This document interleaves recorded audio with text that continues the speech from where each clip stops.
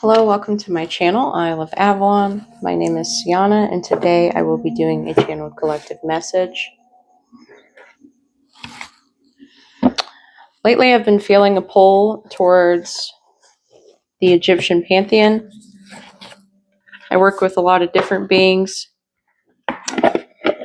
If you feel drawn to me or my channel, you've probably been here for a long time, just like I have. And so when you've been here for a long time, you may have had many past lives in many places, maybe even places that no longer exist here on Earth.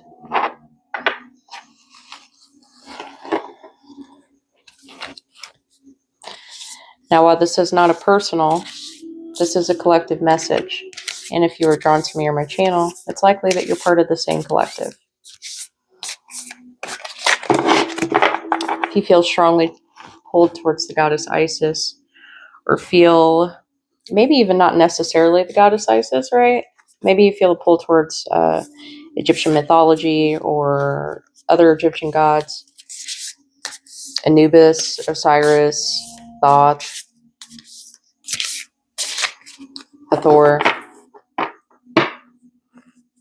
These ancient beings usually call to you, or you feel more pulled to them because you already know each other. So even if it's not, say, the Egyptian pantheon, it might be worth looking into any spirit being that you feel called to, because there could be a lot of deep wisdom and healing in there for you.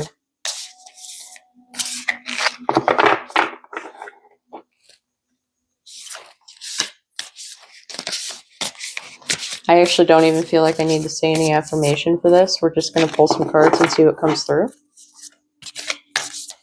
If you're new or returning, welcome. I'm very grateful to have you here.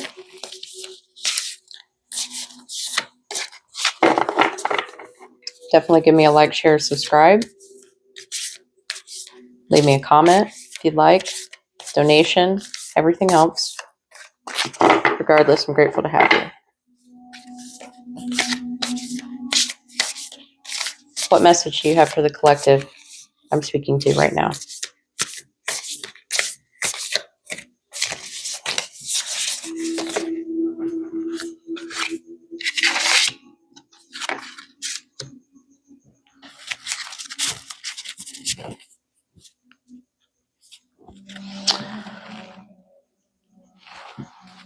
Okay.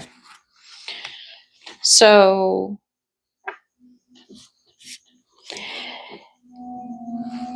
the goddess Isis is all about healing.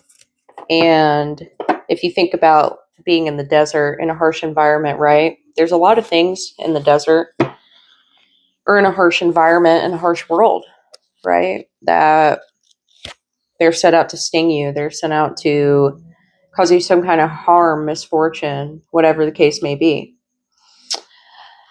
The goddess Isis lived in these harsh environments. She knew how to withstand these sort of attacks, blows. She overcame these obstacles. She withstood them, and she still held love and light in her heart, in her every being. She still is a motherly, I want to say maternal figure. And she is known as the Queen of Heaven. Usually, in my experience, the ancient Egyptians typically encourage love and light. That's not to say that they are, I want to say, toxic positive, which is considerably over leaning towards positive, which is, it's an illusion. There can't only ever be positive. They had miraculous advancements in technology. They were advanced beyond even us, I would say, in a lot of ways, especially with their technology, just their knowing of everything. They were so in tune and advanced, and they were all about balance. And you cannot have one without the other. That's not to say that they encourage, or really any of them encourage you to cause harm or be mischievous all the time, but it's just acknowledging and not being afraid. Because when you're afraid, what happens? You manifest more fear, right? When you're angry, when you're vengeful, right? What do you manifest more? More anger, more vengeance, especially when you're casting it upon other people. And so, in feminine power, and you can be a man or a woman, when you have feminine power, it's not about what your physical appearance is, it's about owning that part of you that has natural instinct, your internal, your emotional side. We all have this, man or woman. We all have both aspects. It's not always just about light and dark. It's about masculine and feminine, negative, positive. And when you think of positive, it's projective. When you think of negative, it's the opposite, right? I want to say, what's the word that I'm looking for? Receptive, projective and receptive. That's the word I'm looking for. And so when you are receptive, you're capable of alchemy, you're capable of transmuting, right? And that is what overcoming negative energies, negativity is, right? And so if you're feeling called to this, and I think I just did a reading on this earlier, and maybe it's meant for me to elaborate on it more. And so Isis is coming through to offer some encouragement, to let you know that the things that you've been struggling with, whether they be internal, external, all of it, maybe your entire life you felt like it's just one thing after another, or maybe you feel like your light irritates people to the point that they lash out at you for no apparent reason. You may have found that people dislike you just because they don't even know you, right? This is what happens when you are a very positive person. People are triggered by that. People will be triggered by people who have light. And what will they want to do? They will want to silence them. It's interesting. I just had trouble saying that. They will want to silence them. They will want to dim them. They will want to make them lesser than what they really are, because it bothers them in some way or another. It bothers them because they feel like they're lacking in something. Another thing is, too, I feel like I'm also speaking to, and this may not be all of you, but a collective of healers. Maybe you have yet to realize this, or maybe you have found that people tend to be drawn to you who are suffering. You may have found that you may have interacted with a lot of people who have had some form of suffering, and they were in your life for a very short period of time. Like, I'm talking like you may have had one or two brief discussions with them, or seen them one or two times, and maybe something happened where they confessed something to you, or you found something out about them and you couldn't speak to them anymore, or something like this. And there was one defining moment with each one of them that was so significant that you felt that whatever this interaction was, you may have said something to them that you felt just had to come out of nowhere. And it was so powerful, right? That's you channeling, right? And it could have changed their life, and you knew it. You knew when you said that thing, or set that boundary, or maybe someone around you has felt that you've wronged them, and you truly within yourself, like, you genuinely felt compassion for them and you apologized, even if you felt like you didn't really do anything wrong, but it wasn't for you, it was for them, and you knew it. You may be that kind of person, and that's wonderful, right? That's not to say you should go around telling everyone you're sorry, and you should never tell anyone you're sorry. Apologize for doing something wrong, sure. You're not a sorry person. You're not a sorry individual. You're not a sorry being. You're worth more than that. And it's time that you start to see your worth.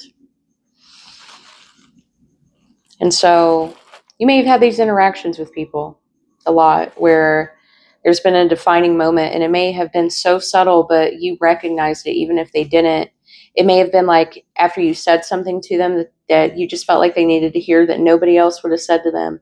After you said it, it was like a breath of fresh air. And they were both uncomfortable but relieved, right? So suddenly, so out of the blue, you may have called out a behavior to people that they didn't even realize they were doing. And once you did, it changed them so much that maybe you didn't see them again. You may have also, wow, you may have also had a lot of people that have come into your life just as fast as they left. And I mean, like, you may have sat there and watched them for, I mean, like, months and never talked to them or anything. And there may have been like one day or one moment where you finally said something to them. And again, you may have saw them struggling with something. They could have dropped something, you picked it up for them. They could have been stuck on something and you went over to help them with it. Or you may have just said hi to them and been nice to them for once, even though you'd never spoken to them before, but you always saw them around, right? As soon as you did that, they would be gone. You never saw them again, right? I feel like sometimes God or our guides, their ancestors, it's like things are orchestrated in such a way that you cross paths with these kinds of people, and they cross your path, and you may have had other people do this for you as well, is so that we can be a catalyst to each other for healing, right? And so that is the miracle of Isis. That is the miracle of healing in general. That is the healing of balancing light and dark. You may have saw, right? All of those examples that I just said. You may have saw somebody in darkness and you saw a way to light a candle for them. And it's interesting because I lit this candle and I was like, I wanted to light a candle. I don't know why. And it was like, just like, maybe you feel like you're in darkness and you're seeing this video right now, right? Um, Maybe you've lit a lot of these candles for people and you've held them out and you've handed them to them and said, hey, here's a torch, go ahead and light your path, light your way, see light in things, see your way through a situation, see the good in something or whatever it is, see the good in yourself, right? You may have done this for so many people, but nobody has ever or very rarely done this for you. And maybe you've had so many times where you've done it so much for other people and it's left you feeling depleted, right? And I feel like the message here is very strong. I suppose this is me and the goddess handing you this candle, right? To help you light your way through the darkness. And I'm not saying just to watch only me or read or get tarot or anything like that, but I'm saying to encourage you to connect more to her, connect more to it. It doesn't even have to be her, right? I'm saying connect more to any ancestor, and they're all ancestors, right? There's different levels to this. And it's connecting to whatever god or goddess or ancestral lineage, right? That you feel called to do, whether it's whatever ethnicity, race, or spiritual or whatever that background is to you, right? That you feel so pulled and called to. There is healing. There is deep healing. That is them trying to hand this torch to you. Okay. And you're not getting these ideas. You're not getting this pull towards a specific culture or a group or something long in the past, okay? You're getting this so that you can receive knowledge either about yourself or to reconnect to a part of you or a part of who you are, your soul family, your soul tribe, your ancestors, your guides, right? You're feeling that pull to that is your call. That's your beacon to reconnect and look for answers and find out who you are, who you were. Okay? And if you haven't yet done that, or you've been very hesitant in doing so, and especially if you've had so many people come to you that you've helped and it's left you feeling depleted, connecting with your ancestors or a specific deity can really help you in life. It can really help to put that energy back into you through meditation or devotional practice, right? There's healing there. And if you've been giving so much of yourself and you haven't really received much, it's time for you to receive too. That's how you triumph.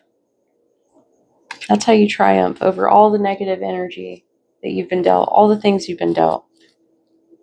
That is the miracle. That is the healing. Okay?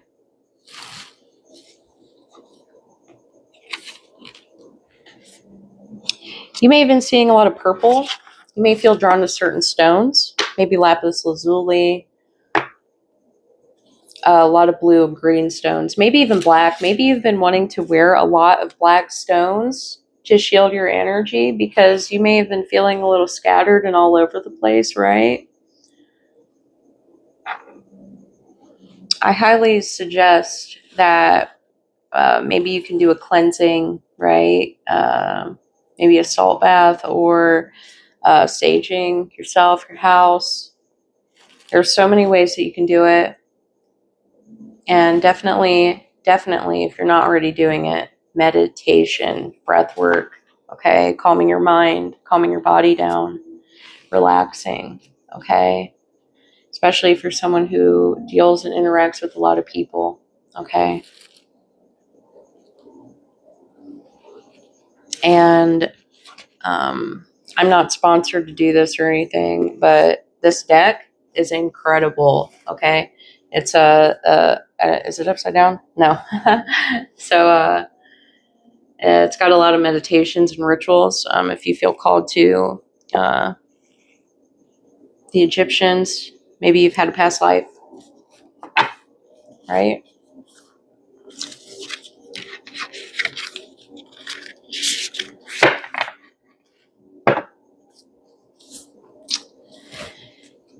And let's see. Okay, I'm being called to pull out a spirit animal. I was going to say scarab beetle, dung beetle, but it's highly unlikely that those are going to be local. So we're going to see what spirit animals call out the most here, and then we're going to close this out. Okay. Ancient ones, ancestors, spirit guides. What spirit animals do you have to step forward for the collective I'm speaking to now? What spirit animals do you have to step through for the collective I'm speaking to now?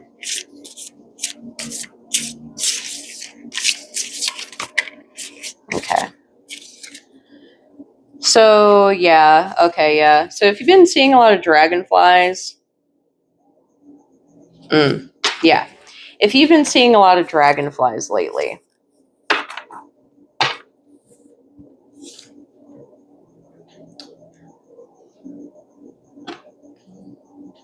this could be your confirmation.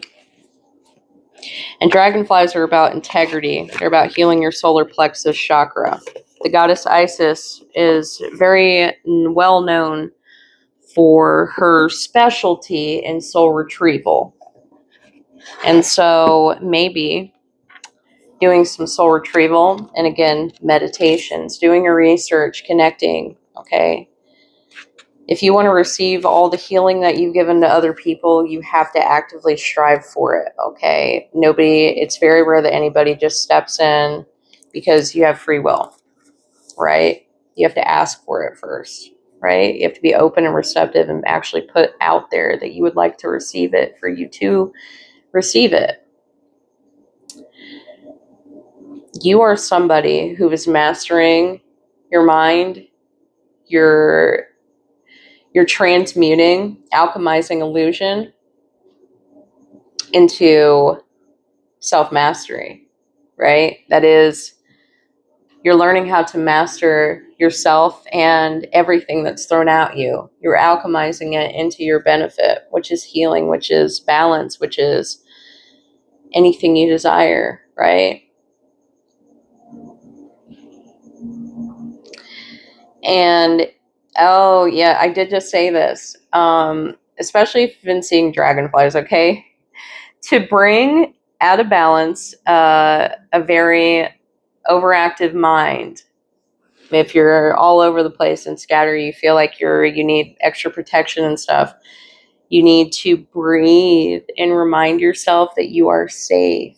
Okay? You're always safe. That is your protection, is knowing you're always safe, because you are. You have so much help. You have so much help and support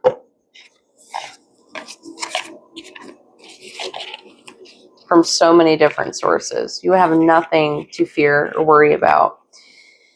And if you feel at times that may not be the case, if you are ever worrying about something, understand that these things happen because that's a lesson. You have a lesson to learn. There's wisdom in everything, even in things that we fear, things that challenge us. They're meant to make us stronger, more resilient, and to teach us. So that's my message for the day. And for now, these are timeless. If you'd like to book a personal with me, if you would like to schedule an herbalist consultation, I do specialize in, I want to say occult, shamanic herbalism is my specialty. So I'm well versed in both the medicinal and the metaphysical properties of all herbs and gems. So if you'd like to schedule a consultation with me for any concerns related to those things, or if you would like to book a personal reading with me, the links are in my descriptions and my bio. If you've reached the end of this video, I'm very grateful to have you here, and I hope to see you back next time. Blessed be.